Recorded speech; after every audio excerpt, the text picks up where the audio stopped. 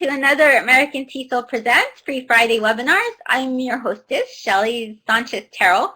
I've been here for almost 3 years now. We have over 100 of these presentations. You can access all the resources. We bookmark them. Just go to the bit.ly address. You'll see a blog post about every single presentation. You'll even find a YouTube recorded video.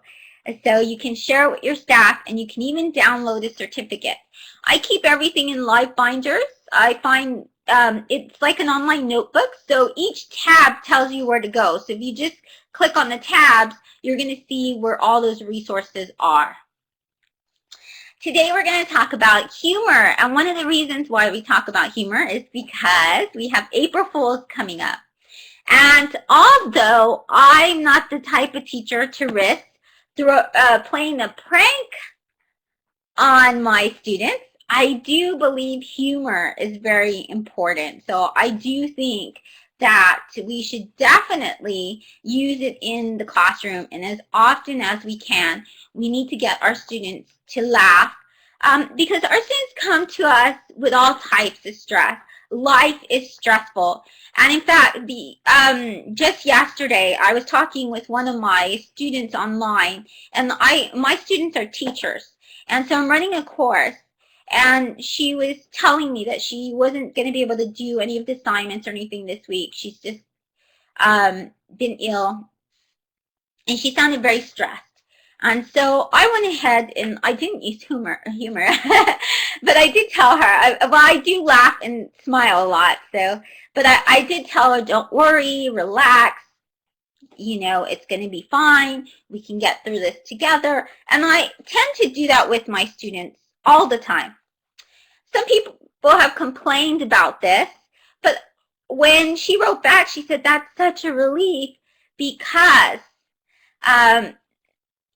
and then I found out all this hardship she's going through, some serious tragedy. She has people in the hospital, and she said, you know, she felt very warm. And I think we need to think about that. Our students come with so many different stress. If we teach adults, if we teach teenagers, but adults, they come in with work stress. They went through traffic to get to our class. If it's an extra class, I'm a language teacher, so often they'll come to my class and they'll be stressed out because of all the traffic they just went through. They had arguments. Maybe they had an argument on Facebook. You never know what's happening with your students. And our younger students, if we teach young learners or even teenagers, they have so many different hormones, and sometimes they lack sleep, or maybe they're just very tired, or they're hungry, or they, for me, I've taught 2-year-olds all the way to 80-year-olds. And my kids, when they would come to me in Germany, when I was teaching in Germany, a lot of times that was their nap time. They needed a nap. And so they would come and they would start crying, and so humor was a great way to get them to relieve some of that stress. And I think that's very, very important. In fact, they did a study, and they found that if we keep our students in a state of stress, and you may remember 2 or 3 years ago, that was a big thing, brains and how our mood impacts our students. And they had a lot of speakers speak on that. But sometimes our students are just having a bad day. I think that it's a great time to celebrate April Fools and start with bringing humor in the classroom. So if you're not very comfortable with it, and I understand that because all of us, we have our own kind of funny. And for me, sometimes I'm a little sarcastic. I love to work with teenagers. Because they get my humor a lot. And when I'm with little kids, I remember that I can't be sarcastic, that I need to be very careful with my humor. So I know some of us aren't very comfortable even you're vulnerable in a way if you bring in humor to the class. But I want to encourage you, and I think that, yeah, exactly, Peggy, it's often misunderstood. So I want to encourage you, since it's April Fools, that might be a good time to break the ice and just try a little bit of humor. Dr. Seuss says that we all need some nonsense. In fact, that this is a great way to learn. Our students, if they're very stressed out, that impacts their learning. They have all of these other burdens that they walked in with in their mind. But if we get them to laugh and we get them to kind of let it go, then their minds are more open to what we want them to learn. It's also really great for classroom management because our students come into class, and if they keep that stress, it can escalate. And if you meet that stress, their stress with more stress, then it sort of becomes a big blow up. And I learned about that when I was teaching my high school students. One of my students is very stressed out, and instead of responding in a great way, I got upset and told him, you need to go outside the class. I didn't yell or anything, but I said, you need to go outside the classroom, and you need to, and he ended up throwing a chair at me. And so I think that, and I thought about this. We talked later, and I calmed down and he calmed down, so we did that cool off period. But when I thought about it later, because I always like to reflect on these moments so they don't happen again, and I thought about it, and I saw that, that was my mistake. And I think that's very important, that we can't think that because we are vulnerable and we smile or we share some kind of humor or moment with our students, that they're not going to pay attention or they're not going to respect us and they're going to misbehave all the time, because that hasn't been my case. And as you can see in all these pictures, I've been to 26 countries, and I often teach kids and teenagers and teachers from all over the world, which I truly enjoy. You can see that I don't mind being silly at all. And my students, that is part of every single class, is us laughing and smiling. And does a lot of learning take place? Yes, it does. We learn tons and tons. And so what are the benefits? Well, I talked about preparing the mind for learning, but it also enhances the classroom atmosphere. It makes it to where everyone is more open to, if they're smiling, if they're in a good mood, if they laughed, then they're probably going to be nicer to each other, more willing to collaborate, more willing to listen to you. It also supports relationship building, because our students, we get to learn their humor too. We get to learn, and that's one of the things that I love, is when I can find each of my students' ways of being funny as well. And that's an intelligence that comes along. Many times the class clown also happens to be the one that acts up a lot. So this helps with that as well. Thank you for sharing the slides already. And one of the great things is I put the slides on SlideShare, and they featured it. They loved the title slide, so they featured it. So I was very excited about that. It also improves your health. So studies showed, there was a medical study about 5 years ago, and that was one of the lessons that I did with my students, my adult students that I was teaching in Germany. And it talked about how when we laugh, that has so many great benefits. It's good for the heart. It's good because we have our oxygen comes in when we laugh and when we breathe. And if we're stressed all the time, then that's not very good for our health.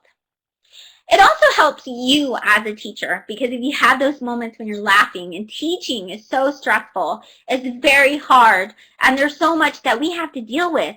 Day after day, you are spent after giving your compassion and your time and your attention and your energy to 100+ students, or even if you have 30 students, and taking care of all of their intelligence and their needs and really caring for them is going to burn it out. So those moments that you can take to laugh and laugh with your kids, then it helps you every single day. If you do that, it just helps with that because you have a very tough job. When's the most important time to use humor? Humor can be really helpful, and we'll talk about ways you can introduce humor in just a little bit. So don't think it's just about why, but there are critical times when we can use humor. One of the times is there's so much testing, and that's a very stressful time. In fact, our students, I would say, and I bet if they did a study, are way more stressed than they have ever been because our curriculums around the world really focus now on testing, which I think is a really sad thing. But our students carrying all this stress, we can help them by having humor, doing things that make us laugh. And we'll talk about that in just a bit. But this really relaxes them, and this actually helps prepare their mind and their whole body for taking the test. Because if they're very stressed out, then sometimes that stress blocks the thinking that wants to come through. It also really eases them into a subject. So if you're teaching something like, for example, math or science or technology, some of you are technology trainers, when your participants come in, they're already stressed out. That's a given. If you're teaching physics, most of them are stressed out. Calculus, all of these things. So where and how can we add humor? Well, one of the things you can do is plan in the presentation. And one of the resources you can find in the bookmarks that I forgot to add in is this teacher who does this kind of magic trick where it looks like in his slides he's moving around. And it's this April Fool's joke that I normally wouldn't do an April Fool's joke with my class, but this one is so funny. So he actually walks away from his lecture, and his shadow in his PowerPoint moves to the right, and then it starts falling, and he shows you some videos on how you can do this as well. So I thought that was really humorous and not like a bad joke. So you can plan this in the presentation. One of my favorite lecturers or teachers or professors in college was my art history teacher.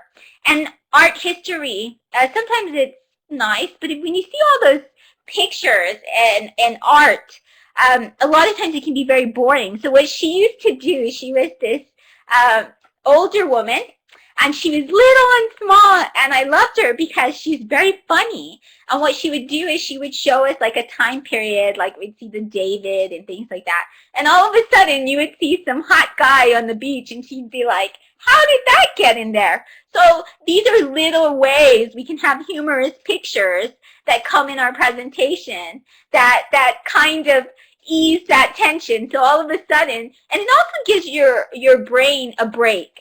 After that, I could actually pay attention and digest more information. Nowadays, it's so easy to do that if you use memes. And yes, we have a whole entire webinar on memes.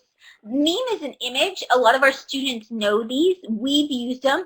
And they're always coming up with new ones. They're like phrases and pictures. Sometimes there's cats. A lot of times there's babies. There's a lot of dancing ones. There's so many different ones. And you can add sayings to them. And I think this one is particularly funny. So if you had to teach math, if this is what you came up with for first, then your students can look at that, and that's easier to introduce them to math than just going with just everything in the back, just the drawings so I think that you can even do something that simple. You can show a picture. And a lot of teachers are using memes in really great way, these meme images. They're doing it to introduce the rules. One of my teachers recently, that was one of their projects. They had to create a meme that they could use within, a meme image that they could use within their class. And she did this really funny one from The Office where it's a man and the phrase, the memes always have a phrase. And there's know your meme. And that if you check out our meme, and you can find it in the live binder and stuff, then you can learn more about what I'm telling you. So, but it said, if you could take 30 seconds and 30 minutes and check your work, your essays before you turn them into me, Yeah, that would be great. And I just thought that was so great that she had created that meme for it.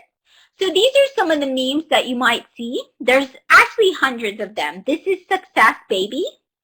And he says how something bad, he always starts with a phrase like something bad he's going through. And then at the end, he says how he ends up, something happens and it's successful. So here it's like, don't know a question on a test, answers in another question. Yes. And the great thing about this one is it's a great way to introduce some testing skills. You can have your students learn different types of testing skills here, such as, for example, here you're trying to tell them, look within the question for context clues. We could do this when we're teaching with technology. Where are they going to look around? A lot of teachers use this meme. This is a famous meme, and it says, the phrase that you commonly say is, ain't nobody got time for that. So a lot of teachers introduce rules like that. So for example, talking during a test, ain't nobody got time for that. It's an easier way for your students to actually pay attention as well. So now it's your turn. In the chat box, I want you to take a few, choose any of these memes. And when you go to a meme generator, so you can go to one like Keep Calm-O-Matic, you can go to memegenerator.net for these, and you can find a lot of them. Yeah, they make me smile too. So if you can try doing one, I always think that the Keep Calm one and the Nobody Got Time for That is usually the easiest one to do. You can have fun with the delivery. Some teachers, like Teach with a Pirate, he really, Dave, really recommends that you dress up and stuff. And he's wonderful, his book, wonderful. But my problem with that is there's a lot of us who aren't good at that. We're not good actors. We're not very, very comfortable with dressing up or embarrassing ourselves. I think you have to find out your way to have fun with the delivery. And you can do that in a lot of different ways. But you can add a joke. You can dress up if that's your thing.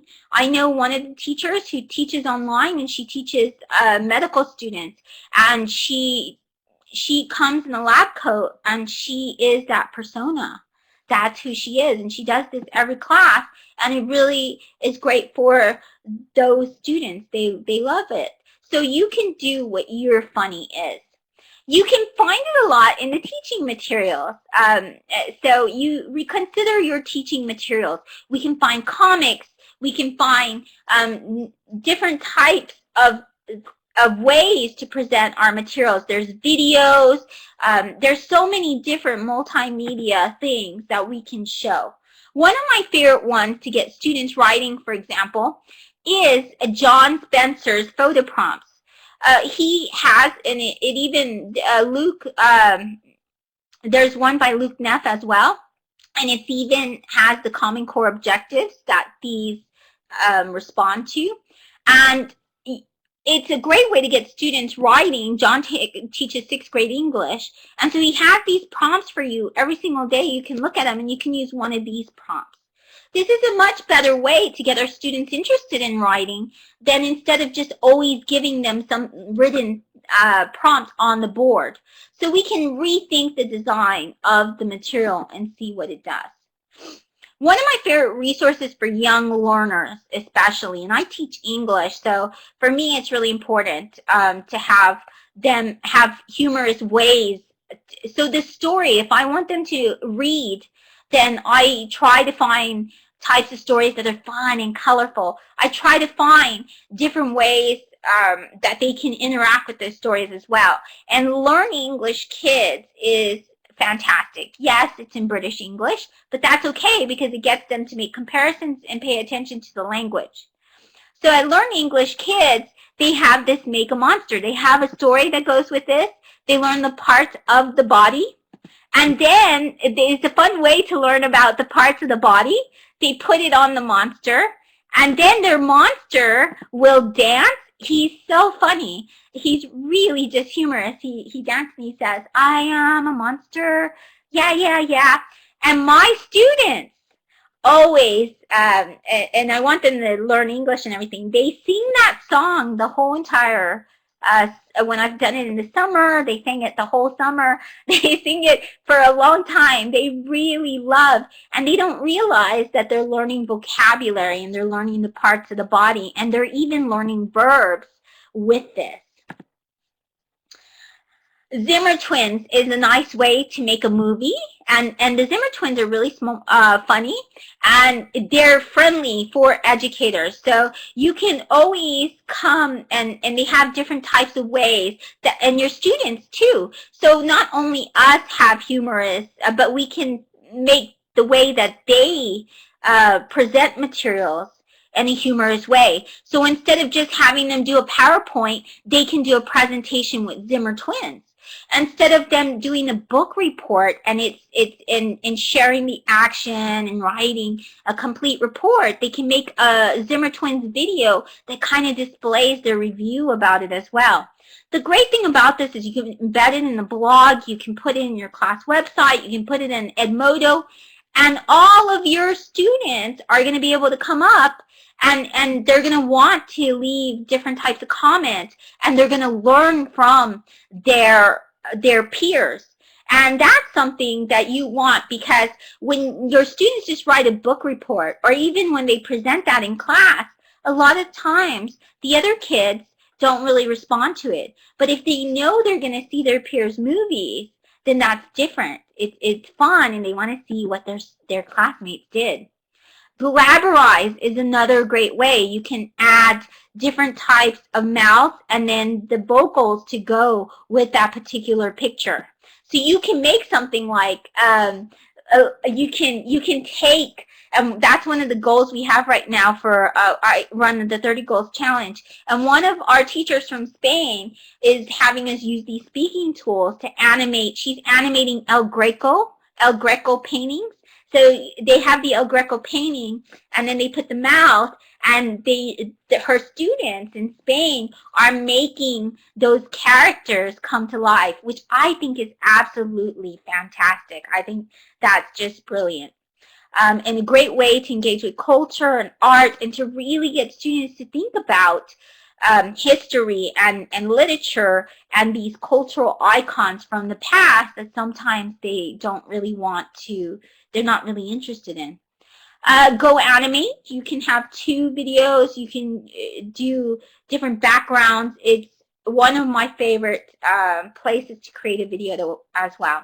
You can have motivational posters. I often have a lot that I do with Roscoe, my pug. And the students like this. Sometimes I'll introduce something like this and put it in the presentation. Or sometimes I ask them to make one that has to deal with the subject. So for example, if I'm teaching English or history, I say, well, what kind of motivational poster might you see that that this character would have done? And so they can identify and they can connect with the characters as well. So these are the different places that you can find to generate this. One of my favorite sites is classtools.net. It's run by this wonderful history teacher named Russell Tarr in Toulouse. And classtools.net, it has a lot of free tools, and it has this fake SMS generator. So we can get students to talk about a subject or role play characters in a book, or role play characters in history and have a conversation about what they just read. It's a good way to reflect on the reading, and a good way for them to translate that language and to make it to something more modern. And that's a higher order thinking skill to be able to do that. Plus, they engage with the vocabulary, and they didn't even know that that was vocabulary. I like to play games with young learners. This is one of the games we play. We do Mr. Bear, how are you? I do with the stuffed animal. And then the bear, if he replies, I am hungry. And I always do it with funny voices and stuff, because kids, they really respond to that. In fact, a lot of my teaching style for kids, when I had to learn to work with kids, and I had a tough time at the beginning, I learned from the Wiggles.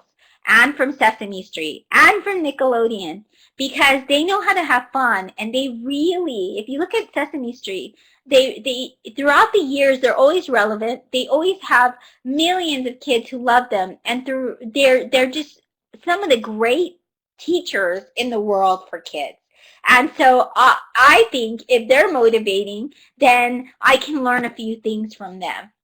And so we play a lot of different games.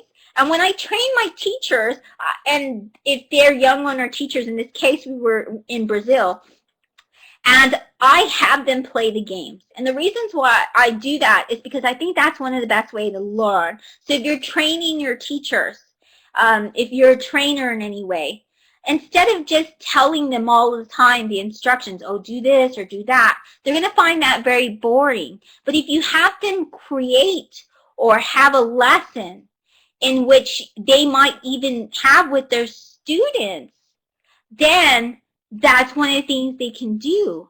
That you can have them involved with those activities, and they have fun, but they also see the difficulties that their students might face with that topic, and they do a lot of learning. It's like using, for example, when I do iPad training, I have them create something. We'll do a Padlet together, and they've never used iPads before. And some of them say, oh, this is kind of hard, and they have that stress. And then at the end, I tell them, you know, in 3 hours, you blogged, you created a meme, you added a picture, you created a video, or everything that we did. And I said, yes, that's tough, but look at all the learning and creation and stuff you did with the iPad. And they're so amazed because they didn't realize how much learning that they did. And they have all these really cool things that they do. So another specific activity is Joke Mingo. That's something that I do with my students. Each student memorizes a joke, and I'm an English teacher, so I like to focus on the grammar. So maybe a knock-knock joke, or maybe I'll say a certain joke that they should have. Or we can look at the different language, and so we can do the studying of that later. But then the students face each other. A lot of times now they call this speed dating exercises. I mean, you can have where I give them 30 seconds to a minute to tell their jokes, and then I blow the whistle, and they go and they tell another joke to somebody else. And everybody has a checklist to say, did they think it was funny? Did they get it? And stuff like that. Oh, is it? Oh my gosh, I'll have to go look at that then. It was there like a week ago. There's a lot of ways to have fun with apps. Mouth Off is one of my favorite ones. So if you ever have where students have to memorize like the Declaration of Independence or anything like that, and you want them to recite something, if you give them the app Mouth Off, they'll love that. Another app is, of course, I love this one in particular. This is Yakking, and you have to download. These are all free, by the way. I only share free tools because teachers, I want them to have free tools. This is only for iOS, though. I'm sorry about that. But one of the great things about Yakking is they have one especially for kids, so you can make sure that your students won't come into something that is not because if you go to the regular Yakking, a lot of adults put questionable stuff. So they have Yakking Kids, so you can create things. You can add different, you can make it into a presentation. You can actually make it instead of a PowerPoint because they allow more than one Yakking slides. You can have several slides put together, and in each one, it's optional to make a mouth to talk.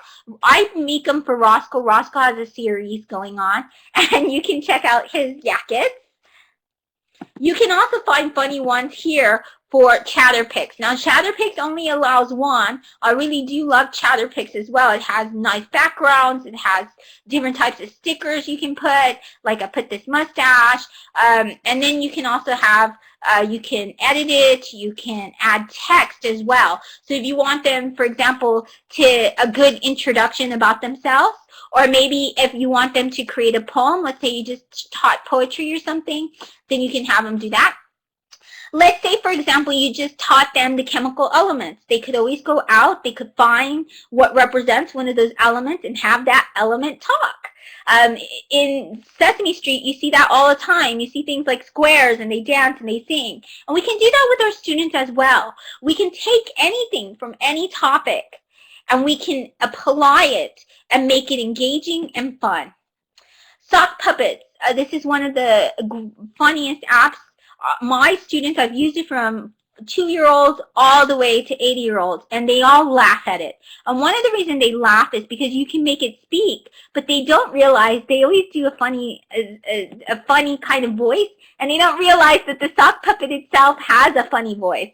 Each of them has their own funny voice. So they can learn a lot of things here. You can have them give a report. I've seen people do where one teacher in particular had it where they were studying different court cases, and they created different sock puppets that were kind of reenacting those court cases. So I think that those are really good ideas. One of the great apps out there, and it's for Android and iOS, are the talking apps. And this one specifically, it's Talking Ben and Tom. It's free. The great thing is your students, they become news reporters. They record like an 8-second video, and then Tom and Ben, this is Ben and that's Tom, they joke with each other. They do funny things. They kind of hit each other and stuff.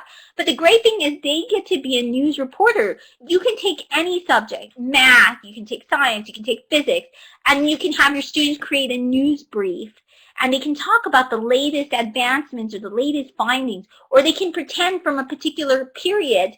You could say, okay, what would have been a news item that would have been popular then? So they can create these little short snippets, and then they can also talk about it. You can have them create comics. Comics Head is for iOS and Android. It's one of my favorite comics. I talk about them all the time. And one of the reasons is because kids can draw on it. They can add stickers. They also can choose from their library of different types of, yes, but Alicia, the Yakking Kids doesn't. They made that one specifically, and Shatterpick Kids. If you choose the kids part, then that one is filtered. That one, they don't have questionable content. So you can use those. And Zimmer Twins too. That's made specifically for education. So just to let you know, and so Comic Heads is a really great way to get them to interact with the world around them. And they can do so many different things with comics. In fact, I have another presentation, and you can look that up, with like 80 ideas for comics. You can do, Makebelieve Comics now has their own iOS app. It's on the iPad. It's a wonderful tool. They have if you go to just the website, there's 350 plus printables, prompts, and different kinds of humorous ways to interact with every subject for teachers. So your English teacher could go, your history teacher could go, and they have some about the Native Americans, and they have some with Christopher Columbus, and the students have to complete the dialogues, but it's humorous. So Makebelieve is one of my absolute favorite tools. I used it with my teachers when they were using social media. So one of the things we did was we had them, I told them they had to learn all this technology, and they hadn't used anything. In fact, one of the things we did was Pinterest, and they hadn't even used Pinterest. That was really stressing them out. So they were very new with learning technology, and part of the assignment was I wanted them to create a comic. And so what they did was they went on, and Makebelieve is made for education as well. That's why I shared that particular one, because there's others like Shogger and stuff that have very questionable content. So I tend to like Makebelieve because it's good for education. And I think it really, I said, okay, I can sense you're having stress. So usually within 3 weeks of my courses, when I do technology training courses, I have them create a comic with the technology, and then I ask them to express their stress within the class. And this one was so particularly funny. I loved it. I asked her if I could use it again and again. She says, I used to be a normal teacher, but then I started the digital storytelling course, and I had to tweet all the time. I became a bird. At first, I was heavy, And so she talks about how she's this bird. So I thought it was really hilarious. And then at the end, I think it's really funny because she says, she says, I'm getting engaged with it, and sometimes I'm starting to talk weird, and that kind of scares me. And she gives an example. She says, have you tweeted, for example, I say, have you tweeted your comic or just pinned in Pinterest? Have you repinned mine in your board? If you do, I'll retweet. If you don't, I won't retweet you anymore. So I thought that was really hilarious and really intelligent. And then at the end, she says, I'm a bird. I assume it. But now I'm in the teacher's room with the other teachers who aren't, learning about all this technology and everything else. And I see their faces, and I have a new question. In which course are you enrolled? Because they all have, there's a pig and there's all these, and I thought that was really humorous. In other words, what are they? Because they're, maybe it'll get them to actually want to go and also be interested in learning technology, So I thought it's great for teacher training, her comment. Another one is bid strips, and this is more for adults and university students, and they probably use it on their Facebook all the time. And that's why this one is particularly good, because then they can apply it and they're motivated to make many of these, and they'll keep making them. And they're really great ways to teach different things. So difficult concepts, I train on how we learn language, how we communicate, and I can use those examples to show good communication versus bad communication. Proximity, what's our level of proximity? So you can teach, you can use comics and all these fun things to teach concepts that are very difficult to grasp. Photofunia is another one, and you can find all of these in my teaching with jokes and then also humor as well. I've added to that. So it's a pearl tree. And you can find all of my pearl trees if you just go to the pearl trees. Let me go ahead and put that link. I'm sorry. I'll put the link up there. So I hope that you found this a little bit humorous.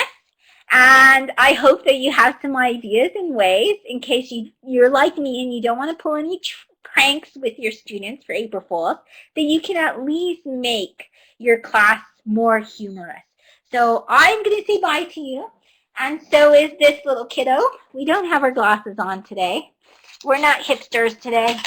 So thank you so much. And if you have any questions or anything, let me know. Don't forget to get your certificate for attending from American TESOL.